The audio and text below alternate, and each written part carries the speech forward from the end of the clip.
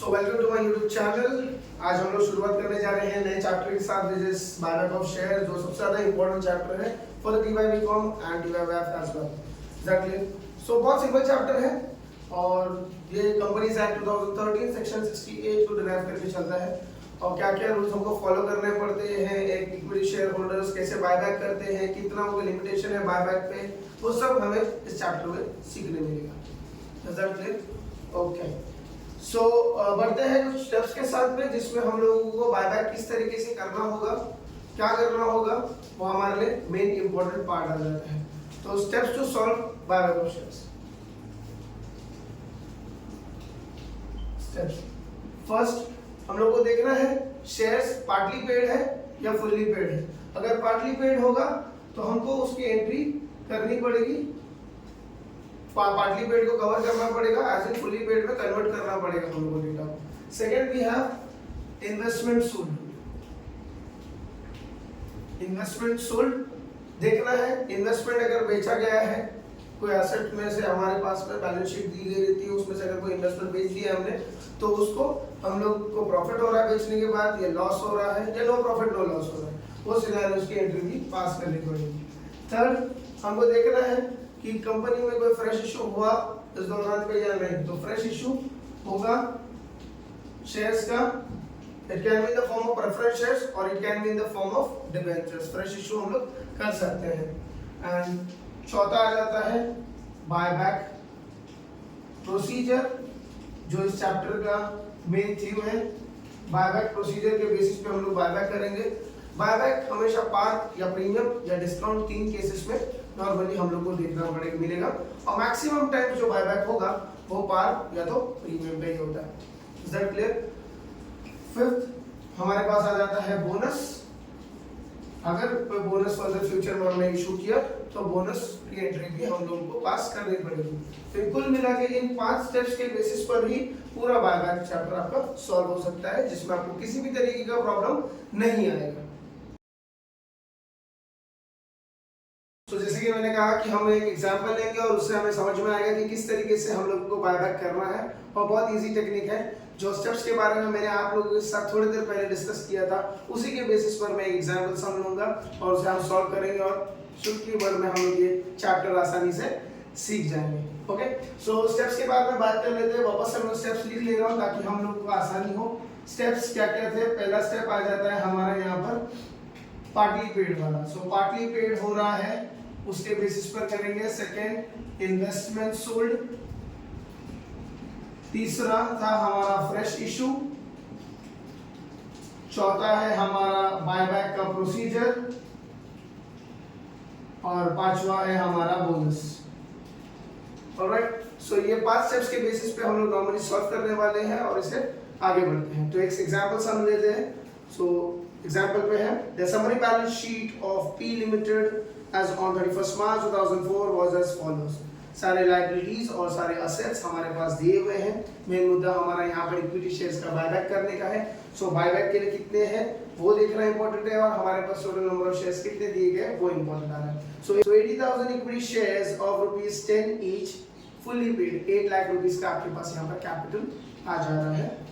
उसके बाद में नीचे इंफॉर्मेशन दी जा रही है, on this date the company bought back 20,000 equity shares at par after satisfying the legal formalities as the journal entries। तो इस सब में हम लोग को बेसिकली जर्नल एंट्रीज को सॉल्व करने के लिए कहा गया है, लेकिन सिर्फ जर्नल एंट्रीज ही नहीं आती है चैप्टर में। आप लोगों को जर्नल एंट्रीज के साथ में बैलेंस शीट भी करनी पड़ती है, जो फुल ऑन 15 मार्क्स के लिए DY BAF के पेपर में आया करता है, और BCom में 20 मार्क्स के लिए, समटाइम्स 10 मार्क्स के लिए भी आ जाता है। तो आगे बढ़ते हैं, कैसे हम इस सम को करने जा रहे हैं, सॉल्यूशन देखेंगे। सो जर्नल एंट्री का फर्स्ट से फॉर्मेट बना लेते हैं, जो हम लोग 11वीं से सीखते आ रहे हैं। हमारे 11th स्टैंडर्ड में हमने जर्नल एंट्री का फॉर्मेट सीखा है, तो जर्नल एंट्री का फॉर्मेट एक बना लेंगे, ठीक है। और ये हो गया हमारा फॉर्मेट तैयार। In the books of P limited, P limited का बुक्स है, और उसके बेसिस पे हम लोग को सॉल्व करना है। डेट, पर्टिकुलर्स, LF, डेबिट और क्रेडिट। सो पहले ट्रांजैक्शन के बारे में बात कर लेंगे। तो बायबैक जो होगा वो स्टेप्स के थ्रू होगा।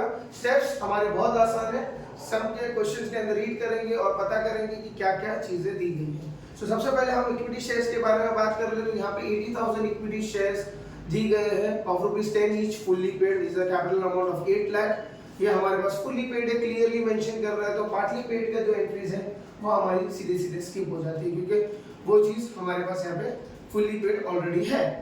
सेकंड, इन्वेस्टमेंट सोल्ड भी नहीं दिया गया है। अगर हम एसेट की ओर देखते हैं तो वहां पे किसी भी तरीके का इन्वेस्टमेंट का हमारे पास इंफॉर्मेशन नहीं है, ना कोई एडजस्टमेंट में दिया गया है। नेक्स्ट हम आ जाते हैं फ्रेश इशू पे। फ्रेश इशू पेपर कोई इंफॉर्मेशन नहीं है इस सब में, तो फ्रेश इशू भी नहीं होगा। फाइनली हमारा आ जाता है बायबैक प्रोसीजर। अब बायबैक प्रोसीजर हम लोगों ने बात की थी, 3 पार्ट्स में बढ़ते हैं, पार, प्रीमियम या तो डिस्काउंट।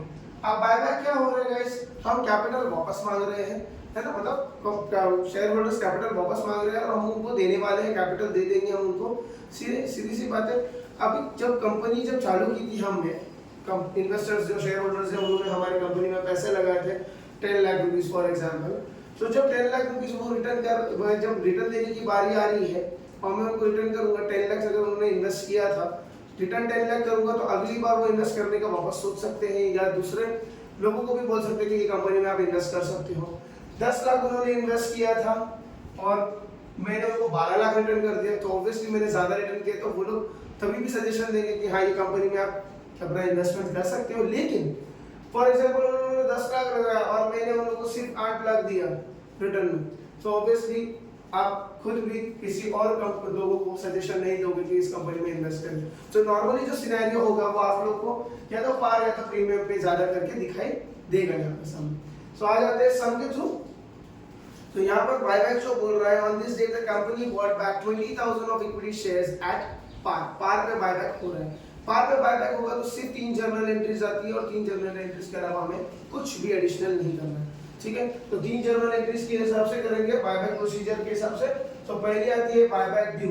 बायबैक ड्यू की जो एंट्री है वो है equity share capital account debit हो जाएगा to equity share holder account, ठीक है। ड्यू कर लेंगे, कितने शेयर्स है हमारे पास, 20,000 शेयर्स है और एक शेयर का भाव कितना चल रहा है, 10 रुपए चल रहा है। तो 20,000 into 10 कर लेंगे तो that will B 2 lakh rupees. 2 lakh का हम लोगों ने बायबैक ड्यू कर लिया, ठीक है। तो यहाँ पे लिखेंगे being buyback due at par. Buyback जब पार पे ड्यू हो जाएगा तो सेकंड सिनेरियो क्या आ जाता है हमारा, CRR क्रिएट करना। CRR क्रिएट करना है तो बहुत सिंपल सा फॉर्मूला CRR के लिए, CRR is equal to nominal value minus fresh issue. Nominal value की अगर बात कर रहे हैं तो हमारा वो हमेशा शेयर कैपिटल का अमाउंट होगा, या याद रखना है शेयर कैपिटल का। आप अभी बोलोगे शेयर कैपिटल भी वही अमाउंट है, होल्डर पे भी वही अमाउंट है सर, लेकिन ऐसी बात नहीं है। होल्डर पे अमाउंट चेंज हो सकता है अगर बायबैक प्रीमियम पे ड्यू हुआ तो, क्योंकि वो प्रीमियम का अमाउंट ऐड हो जाएगा। इसलिए हमें क्या लेना है, नॉमिनल वैल्यू। नॉमिनल वैल्यू क्या दिया सब में, 2 लाख। क्या हमें किसी भी तरीके का फ्रेश इशू हुआ है, नहीं हुआ है सर। फ्रेश इशू ट्रांसफर पे हमने देखा है फ्रेश इशू तो हुआ नहीं है, तो नील रहेगा ये। तो हमारा CRR हमें कितना क्रिएट करना पड़ेगा, 2 लाख रुपए का हमें CRR क्रिएट करना पड़ेगा। अब CRR क्रिएट करते क्यों है, क्योंकि फ्यूचर में अगर बोनस डिक्लेयर करना पड़ा तो सबसे पहले जो रिजर्व्स का अकाउंट यूज किया जाएगा that will be our capital redemption reserve in short term CRR, वो यूज करके हम लोग बोनस इशू करेंगे।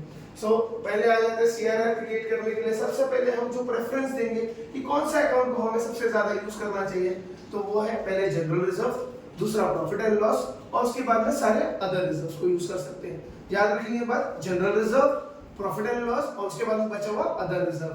तो देख लेते हैं 2 लाख का CRR क्रिएट करना है, कितने का, 2 लाख का।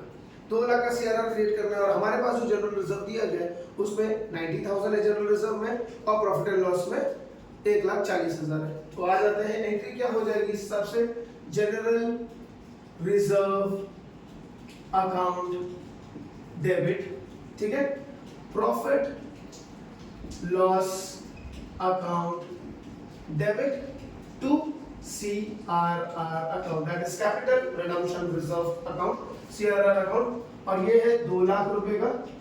Is that clear? 90,000 हमें जनरल रिजर्व से मिल जाता है। अभी हम लोग को रिक्वायर्ड कितना है? 22 लाख का सर हम लोग को CRR क्रिएट कर रहा है, उसमें से 90,000 हमने जनरल रिजर्व से ले लिया। अगर 2 लाख में से 90,000 चला गया तो बचेगा कितना?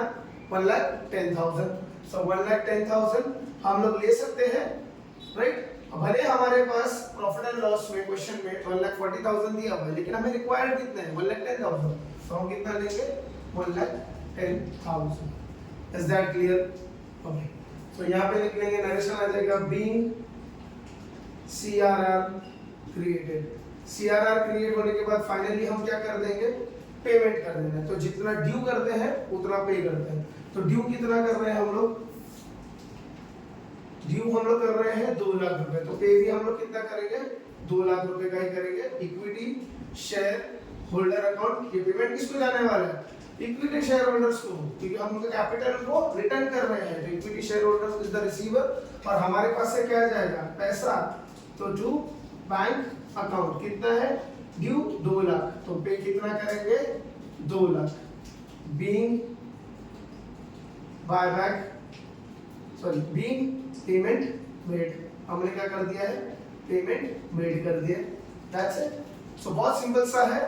अगले जो सम मैं करवाऊंगा, जिसमें हम लोग चाहे पार्टली पेड अप भी सिनेरियो देखें, इन्वेस्टमेंट भी देखें, धीरे धीरे करके आगे बढ़ेंगे। मैं कुछ और सम्स में आपकी हेल्प करूंगा। सो तब तक के लिए बने रहिए मेरे साथ में। लाइक, सब्सक्राइब एंड शेयर करें मेरे चैनल को। And thank you so much.